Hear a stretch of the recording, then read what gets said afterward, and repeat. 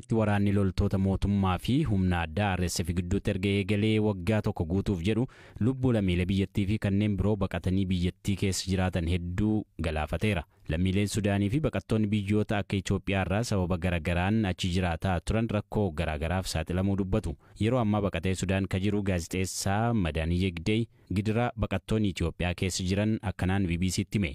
ካርቱም ላይ ውጊያው እየተራዘመ በመጣ ቁጥር በኑሮ ላይ እጅግ ከፍተኛ የሆነ ጫና ነው የፈጠረው። አሁን ካርቱምቲ ወራኔ አዳዱማ ዴረታ ዴሙ ጅሬኛ ረቲ ዲባ ጉዳኡሜ መጋሎታ ጉርጉዶ ሱዳን ለማነት ወራኔ በበለታ እርገዴሜ ቦዳ በቀታኒ ገረ ገድሪፍ ፊ ናኖሌ ሱዳን ብሮ አከሱመስ ገረ መስሬ ኢትዮጵያ ደበለቴ ገረ ናኖሌ ብሮቲ በቀቹ ፍለተን አማሃል ጅሩ ሀለ ጅራቹዳፍ ነመረክሱ ረገይረ jedhame harbeessuun ta'u jalqaba kaartum irraa gara madanii deemanii waraanichi ji'a lama sadii dura gara madaniitti erga bal'atee booda gara kaampiiwwan buqqaatotaa Sudaan keessa jiranii akkasumas gara Gadariifii fi magaalota birootti baqachuu filannoo isaanii godhatan.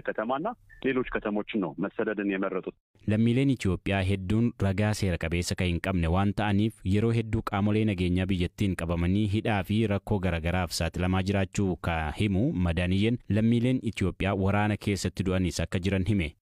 ይሄ ከጸጥታ ጋር ተያይዞ ያለውን ፍተሻ በጣም አዳጋች ነው ለመንቀሳቀስ ለሀበሻ ሰከታን ወልቀበቴ ነሞታ አበሻቲፍ ሶቺን ባዬ ረክሳዳ ሰበቢን ኢሳ አስቲ ዮሶቹዋን ቃሞታ ትካን ቀበመኒ ቡፈተ ፖሊሲቲ ጌፈሙ ዋን ta'eef haala Sudaan keessa jiruun walqabate baay'een isaanii sochii taasisuun barbaadan kaartumitti ji'a 10 dura waraanni erga eegalee hanga ammaa itti fufee jira.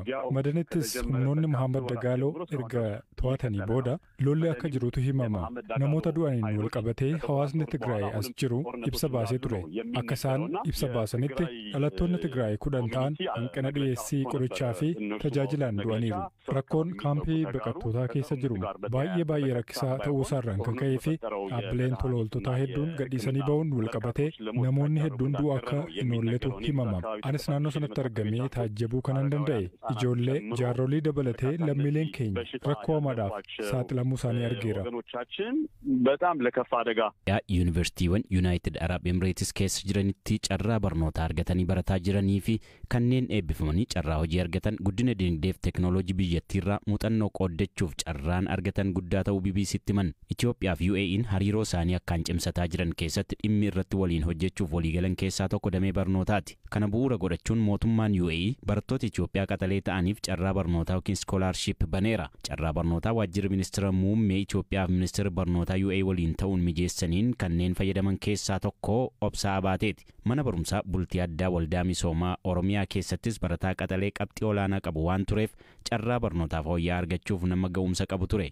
Bara 2019 barattoota qormaata kutaa 12ffaa qabxii olaanaa fidanii carraa kanaaf dorgoman 250 keessaa kanneen 40 ta'an qormaata yoo darban isaan keessaa obsaan tokko ture. Kutaa gadiirraa barnoota isaan collee akka turee fi carraa barnootaa fooyya'aa bilisaa scholarship yaalaa akka ture hime. Mana barnootaa bultii addaa waldaa misoomaa Oromiyaas dorgommiidhaan waan galeef carraa barnootaa akkasii tokko jedhee achitti eegale. Obsaan kutaa 10ffaatti qormaata biyyaalessaa gosa hunda fiduun qabxii 4 argate. Kutaa 12ffaattis qabxii 700 keessaa 550 fiduun carraa dorgommii keessa seenuu argate. Obsaan humna isaa waan beekuuf carraa scholarshipii gara Awurooppaa fi Ameerikaatii barbaadaa ture. Garuu carraa barnootaa mootummaan UAE barattoota qaxalee biyyoota guddataa jiraniif bane kana argatee wayita garas imalu waan itti dhagahame akkanaan dubbate.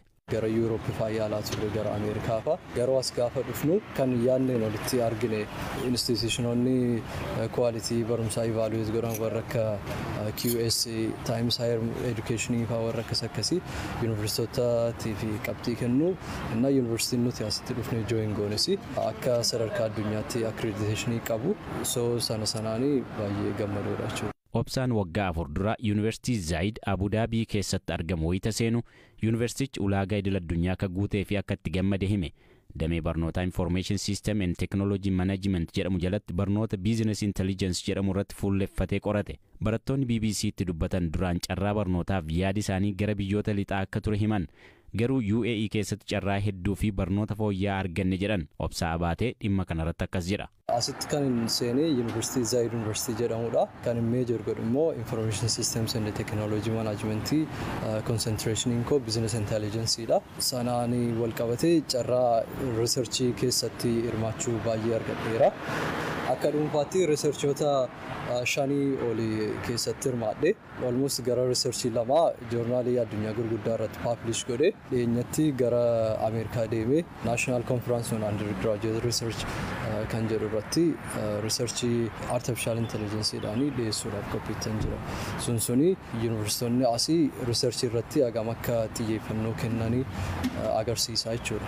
Boontuu Yismuu mana barumsaa bultii addaa Oromiyaa irraa yoo taatu qabxii maatirikii kutaa kurnaffaatiin carraa kanaaf filatamte. Isa booda qormaata mootummaan UAE qopheesse darbuun Yuunivarsiitii Zaayid seente. Beezii gaarii qabna waan turreefu baay'ees nutti ulfaanne barsiisa kutaa waliin as jiran waliinis haalli ittiin nu barsiisan gaarii waan turreefu teeknooloojiidhaas waan qabnuuf intarneetii jechuun aksesiisaa waan sirriitti qabnuuf isa sirriitti hojjedheen abda maastarsii koo itti fufuudhaaf kan yaadaa jira. Appilaayi gochaan jira yoo waaqayyo eeyyamee iskoolarshipii argadhe yoo maastarsii koo itti fufan yaada. Dargaggoo Obsaa Abaatee barnoota gochaan deeggarame piraktikaal barsiisota buleeyyii muuxannoo gabbataa qaban irraa barachuutti akka gammade hima. Asii instituutiinoonni jiranii leading tech company warra akka Meta, warra akka Amazon, warra akka Shopify regional headquarter biyya kana keessaa qabu yookiin immoo presence qabu. So bifa internshipidhaanii bifa trainingidhaanii samiitii adda addaa ta'uu danda'a, konfiraansii adda addaa, mentorship programii warra sana wajjin yuunivarsiitonni akka nuti hojjennuuf illee carraa gurguddaa nu mijeessaa turanii jechuudha. Obsaan waggoota 4 Yuunivarsiitii Zaayid keessatti dabarseen gama barnoota idileenis ta'e gama barnoota dabalataaf qorannoowwan adda addaan cimee hojjechuun fudhatamummaa guddaa argate. As biyya kana gaafa dhufne namooti naashinaaloota iddoo adda addaa irraa dhufanii wajjin barannaa environmentiin isaa baay'ee kompetitiiviidha.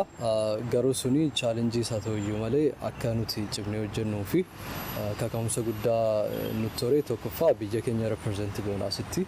Lammaffaa immoo kariirii gaarii qabaachuudhaa fi cimnee hojjechuu waan qabnuu fi karaa barumsaa karaa akaadaamis ta'ee karaa ekstiraa kariikulaa involvementii gaarii qabna turre. Kan inni eebbifames qabxii 4 keessaa 3.94 sunis akka kolleejii kootti top of my classdha yookiin distinction wajjin eebbifame. So sanaan wal qabatee mootummaan biyya kana golden visa programidhaa fi nomination nu kenne permanent resident akka taanuu fi nominate nu godhaniiru. Sanumaan wal qabatee amma kan inni hojjetaa jiru achuma Zaayid University research assistant ta'eeti jechuudha. Metaverseedhaa fi applied AI dhaani amma qorannoo gaggeessaa jira.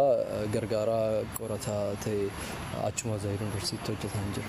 Kutaaleen UAE keessattuu Abu Dhabii fi Dubaay guddinni isaanii ija addunyaa hawwate teeknooloojiin kan deeggarameedha. Obsaan barnoota yeroo ammaa addunyaan xiyyeeffannaa kenniteefii jirtu hubannoo namtolchee yookiin AI'dhaan dandeettii isaa gabbifatee hojii sittiin eegaleera.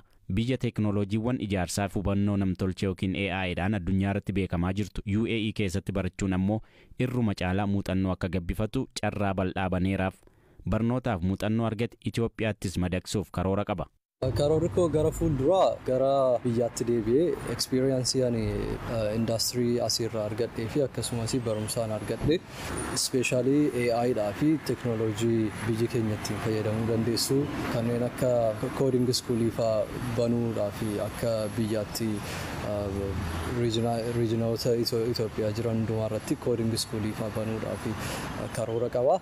Sanas dabalatee akkuma sii kaasee riisarchiidhaanii muuxannoo in argadheerra yuunivarsiitii biyya keessaa dipaartimentii research and development irratti akka dhuunfaatti kontribuut godhuun barbaada. Marsaa Jaaffaa akka lakkoofsa Itoophiyaa waxabajjii 14 bara 2013 geggeeffameen bakkeewwan muraasa naannolee Amaaraa, Affaar, Oromiyaa, naannoo Kibbaa duraanii fi Beenishaangul Gumuz fa'aa keessatti hin geggeeffamne ture.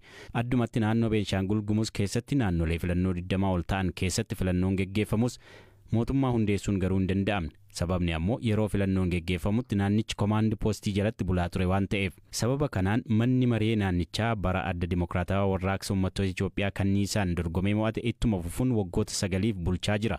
Walitti qabaa koree waloo paartilee Beenishaangul Gumuzii fi dura taa'aa paartii bilisummaa uummata Beenishaangul ka ta'an obbo Abdul Salaam Shangal haala ture akkanaan BBC'tti himan.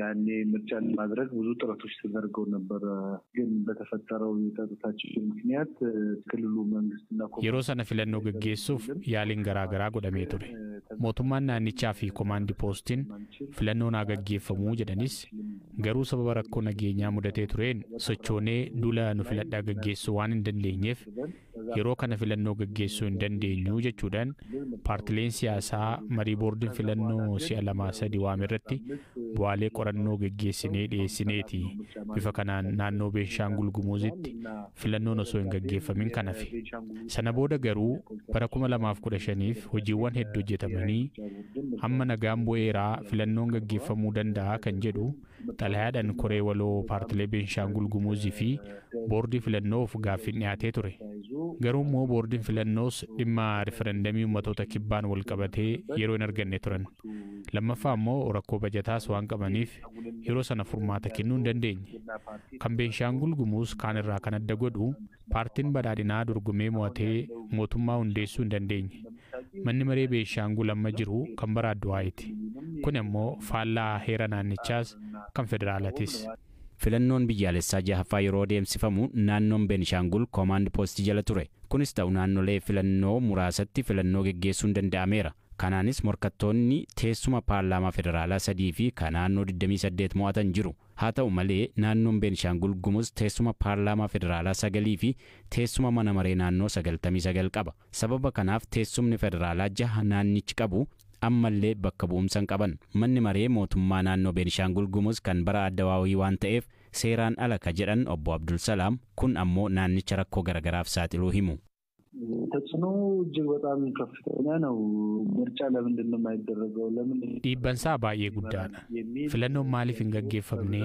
mootummaan nuti hin filanne maaliif nu gaggeessaa gaaffileen jedhan bal'inaan dhiyaatu lammaffaan mootummaan amma jiru uummata biraa amanamummaa hin qabu rakkoon bulchiinsa gaarii rakkoon malaammaltummaa naannichatti garmalee babal'ateera daldalli seeraan alaa warqee fi wantoonni seeraan ala ta'an hedduun naannichatti babal'ataniiru gaaffileen kun deebii hin arganne qaamni uummata bulchu hundaa'uu dhabuun uummata irratti dhiibbaa uumeera kun immoo seera dhabeessummaa fi yakki dabalaa akka deemu godha kanaaf hatattamaan filannoon gaggeeffamee mootummaan uummataan filatame akka jiraatu gochuun mootummaa irraas ta'ee hunduma keenya irraayyuu waan eegamu ta'uusaa ibsuun barbaada